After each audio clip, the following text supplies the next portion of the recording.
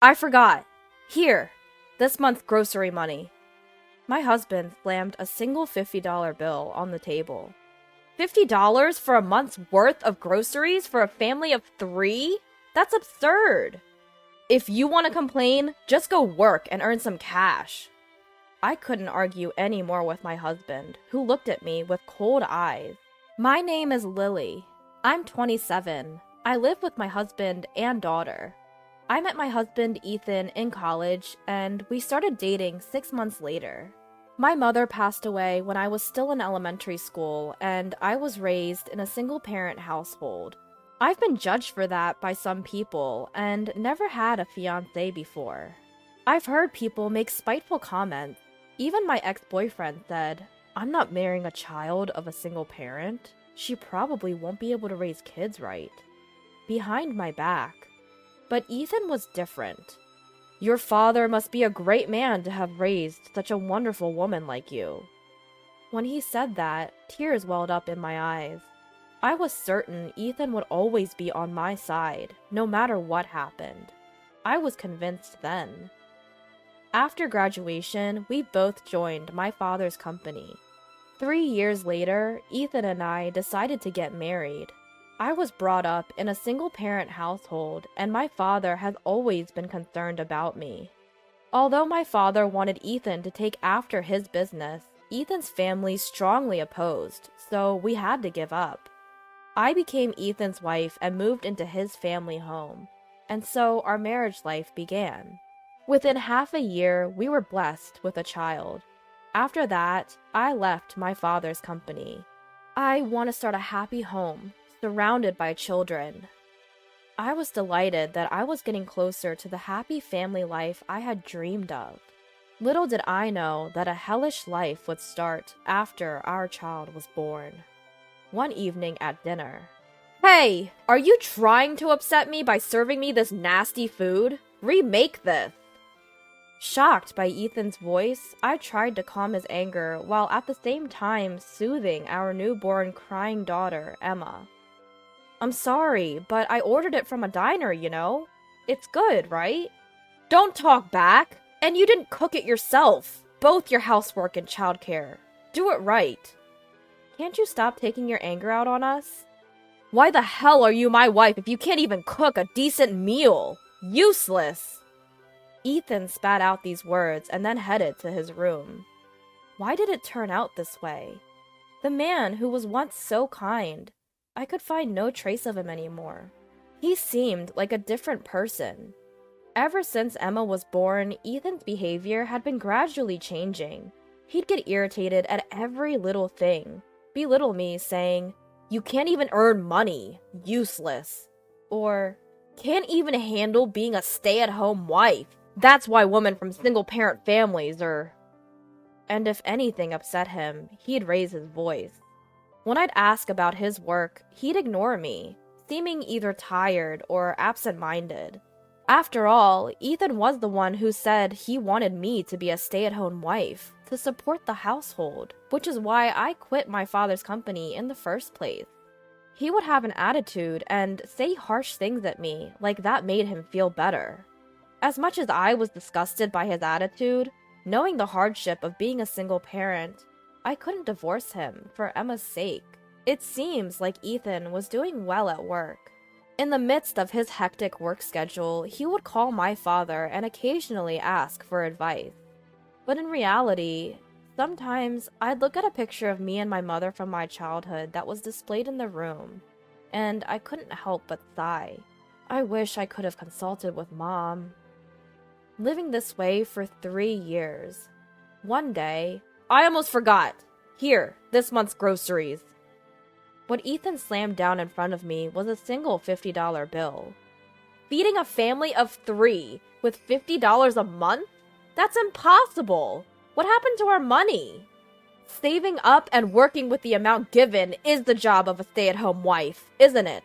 Since you're always at home, you should be able to use your brain and figure something out. That's impossible. Let me manage our living expenses. I can't. I have many gatherings to attend to anyway. Practically, it's only for you and Emma. So $50 should be enough, right? That's not... With that, Ethan left the room. You're such a wonderful woman. Your dad must be a really admirable person for raising you. Where did the Ethan from that time go? Or is this harsh Ethan his true self? I've often thought about running away, but I can't do it because of my daughter. The hardship of raising a child alone. Ugh, if only my mom were alive. I've contemplated divorce a few times, but the thought of burdening my daughter with a single parent overpowered that, and I could not muster the courage. However, that's not to say that I just accepted the situation and blindly followed Ethan's lead.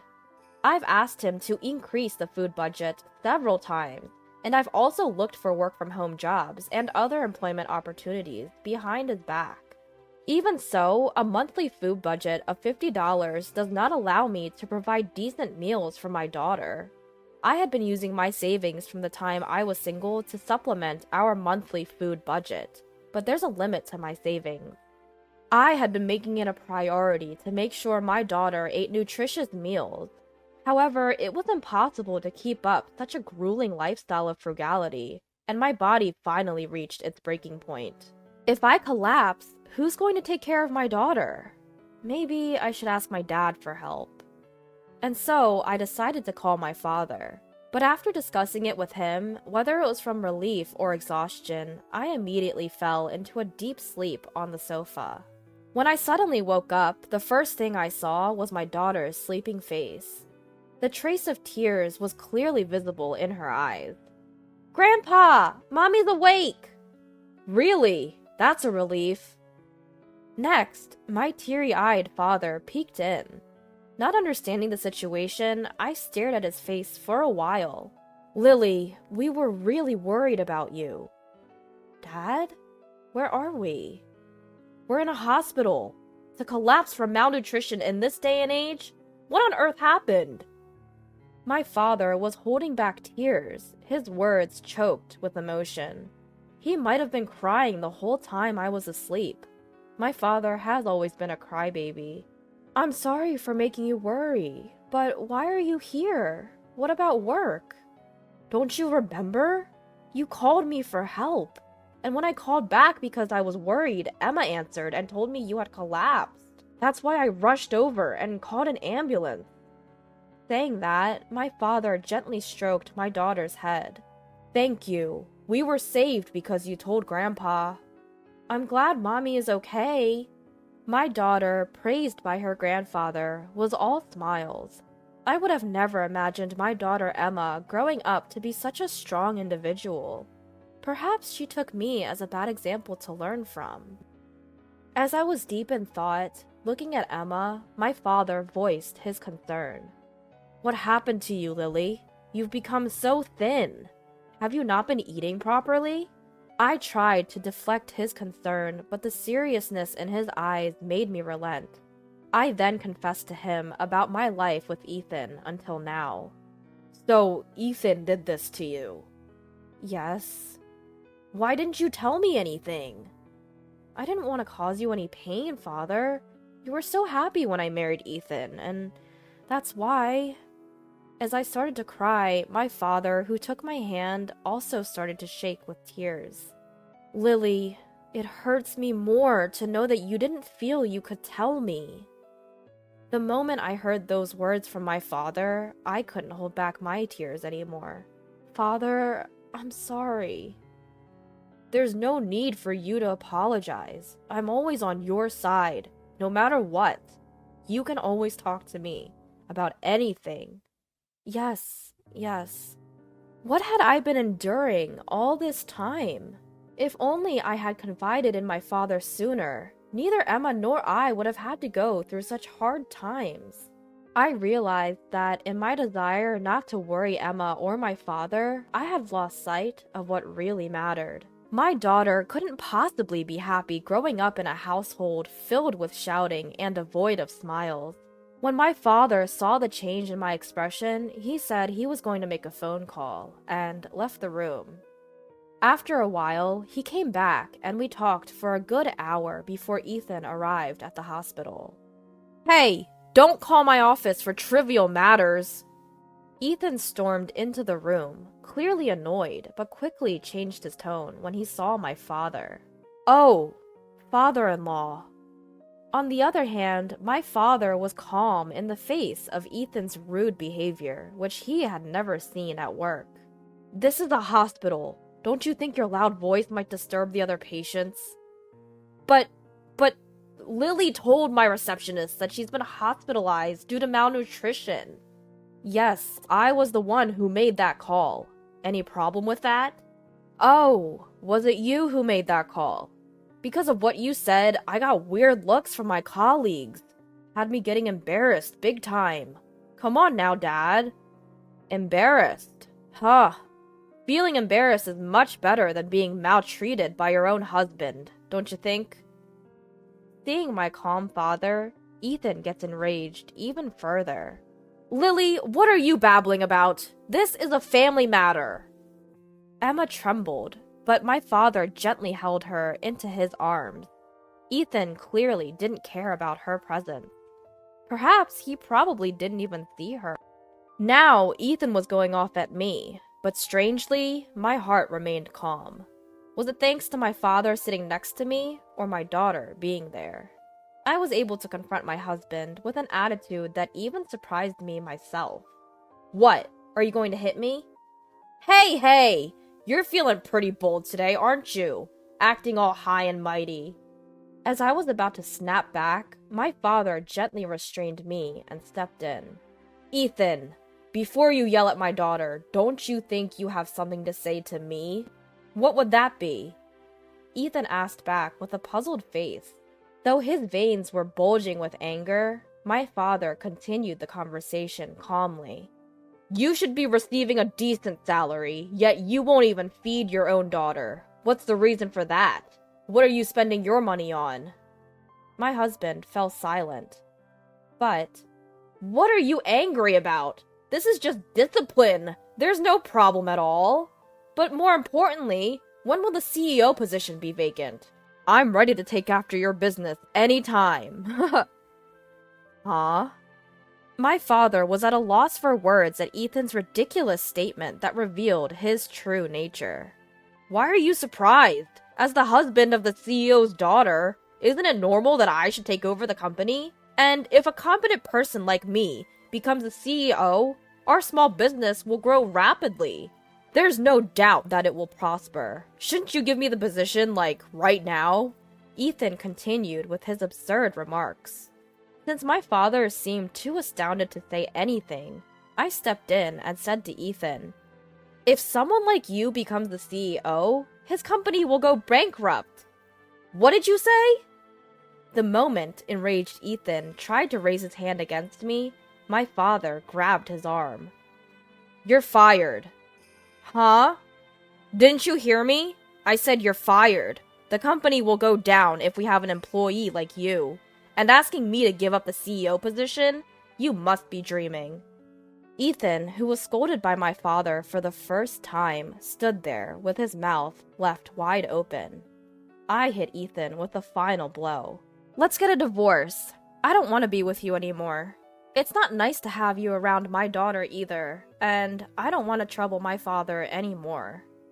When I told Ethan I wanted a divorce, he exclaimed, Hold on a minute. If I can't become a CEO, what was the point of getting married to a woman like you?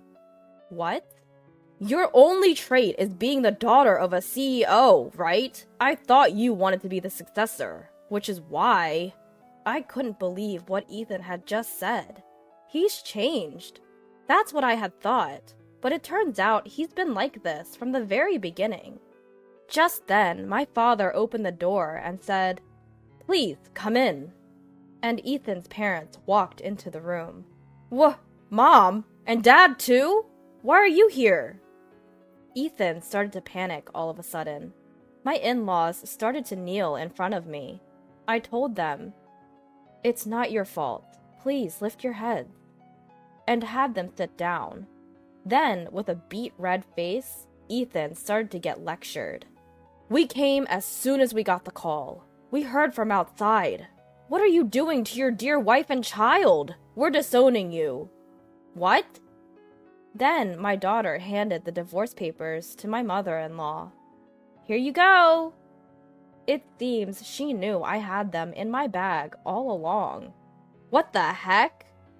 How convenient, said my mother-in-law as she accepted the divorce papers and then signed and stamped them before leaving with Ethan. Please do divorce this man. As for alimony and child support, leave it to us. We'll make sure he pays. A few days later, I signed and stamped divorce papers without hesitation and went to the city hall with my father and daughter to submit them.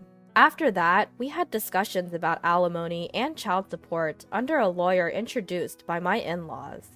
Throughout the process, Ethan acted maturely. And so it was agreed that Ethan would pay the alimony and child support in one lump sum from his savings. I said, "Well then, goodbye. Take care," and left the lawyer's office. A year has passed since then. I'm now working part-time at my father's company. You're more competent than that man, Lily. You being here is a great help, my father said, and considering our future, I decided to work only during daycare hours.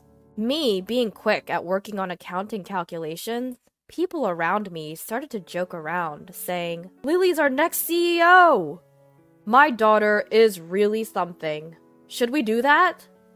My father keeps making these proud parent comments, but every time he does, I would say, "But then I'd have less time with my daughter, wouldn't I?" And I would laugh. Later, I had a meeting with the son of our client's CEO. The CEO of our client, a close friend of my father, said, "If my son does anything wrong, let me know. I'll definitely protect you." And he was a very nice man, so I'm considering getting married to him. I have no idea what has happened to Ethan since then. Emma is close with my in-laws, so we occasionally arrange for them to meet, but they've been kind enough to avoid bringing up Ethan.